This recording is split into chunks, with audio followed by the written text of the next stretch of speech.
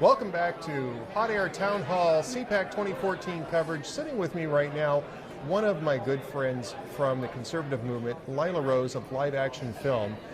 Lila has been a tireless activist on the pro-life cause, and because we're at CPAC, normally there would be a fairly robust presence for pro-life.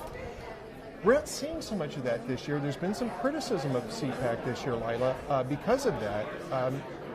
Is it because maybe there's a focus on the election, or? Well, I'm just glad they let me in, and I'm allowed to walk around. Oh, they love you here, but it's true. I mean, there aren't panels or speakers that are really focused on the most important issue of the day, which is the right to life. I mean, without the right to life, all other rights are meaningless. And so it's a shame that when we're here gathered around important causes and issues that our leaders should be passionate about, should be leading on, life should come first, especially when you consider that 3,000 children a day in our country are denied that most fundamental right through the violence of abortion. I mean, they're slaughtered legally in our country. Taxpayers are funding the biggest abortion chain. That money has gone up over $500 million under the current president and his administration. So these things deserve to be front and center, because we can't have peace in our country and we can't enjoy and flourish with all of these other issues, whether we get our tax policy right or our foreign relations right or you name it, if we're not protecting that first right. All of these issues, by the way, are important issues, and there's plenty of bandwidth here at CPAC to get these things discussed. And in the past, we've had pro-life panels that talked about that. I've been on a pro-life panel here before. I remember that. In fact, I think I still even have the video of it because I was taking pictures and doing the video. But the basic right of life is the basis for the natural rights that we enjoy as Americans. Yes. So you're right. This is a basic.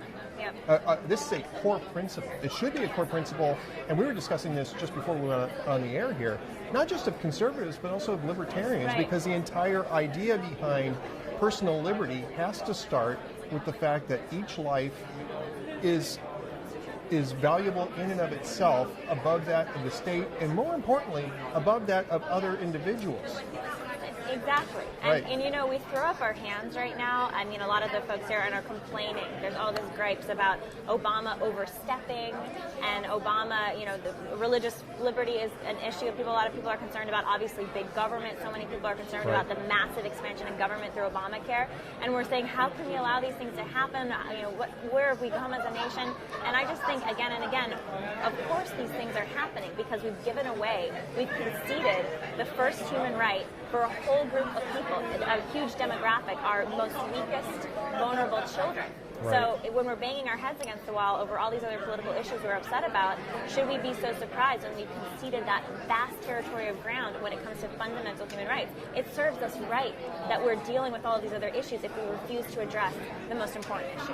And really, we're making gains in this area, if not necessarily legally, although we are making some gains there, but culturally as well. Yes. More and more people are identifying as pro-life. Yes.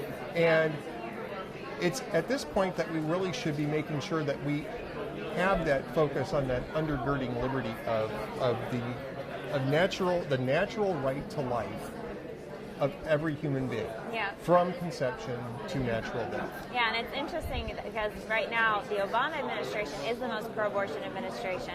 I mean, very few people on either side of the aisle increasingly like the administration, but even during this hostile time when they're so for abortion, I mean, he said that the first thing he'd do as president would be to sign the Freedom of Choice Act. I mean, that's what he said when he was campaigning, which would basically wipe out all pro-life legislation. But despite that, like you're saying, more and more people are identifying as pro-life, the polling says, and some of the most historic pro-life legislation has passed in the last 3 years. So we're seeing this wave of energy at the grassroots movement, and I hope CPAC, you know, recognizes that and more people become a part of that, because if we can get that right, everything else will follow, but first things first. I agree. Now, with that said, Live Action has lots of irons in the fire. You guys are still doing your undercover investigations. You can't say too much about that because we don't want to spoil the surprise. Surprise for us. Surprise for a few other people too. Yes. But rest assured, Live Action, it's liveaction.org, right? Liveaction.org. Our news site is liveactionnews.org. Liveactionnews.org. We're on Facebook, Twitter. I'm Lila Grace Rose on Twitter, and then Lila Grace Rose on Facebook.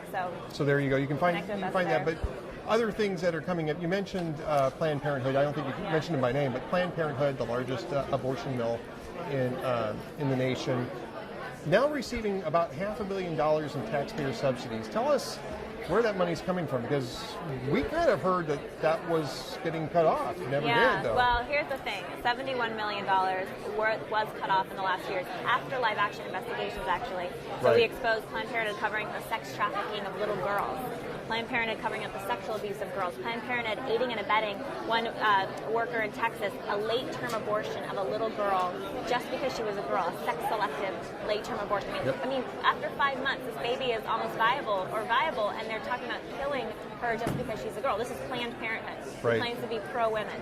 So that money has been cut off at the state level. But meanwhile, Planned Parenthood's friend up in the White House, they have a revolving door practically to the White House, they are getting hundreds more millions from directly through different funds, whether it's Title X or other areas, Medicaid reimbursements, or they're going to be getting money through Obamacare. Another reason to be very wary of Obamacare, because there's a whole bunch of family planning partners written into the bill. Well, who are those partners, right? And Planned Parenthood, who is focused ruthlessly on abortion and on hormone drugs as the solution, birth control pills as the solution to problems in general, instead of real-world, holistic health for women. They don't do mammograms.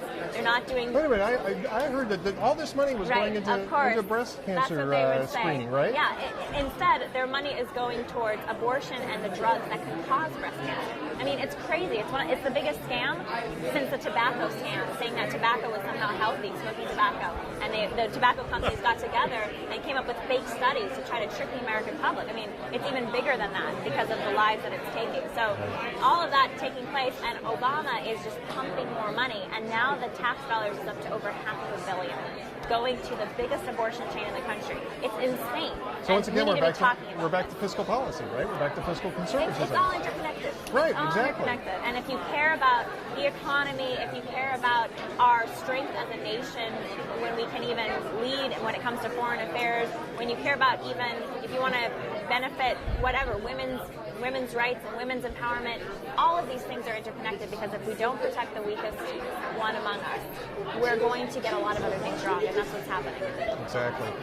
Lila, I want to thank you for sitting down with us today, and we're looking forward to hearing what else you have to say, and not just here at CPAC, but liveaction.org, liveactionnews.org, and Lila Grace Rose on Twitter and Facebook. And we're going to keep an eye out for those investigations. All right, we'll be in touch. Keep you posted. We'll be back with more from CPAC 2014 from Hot Air Town Hall.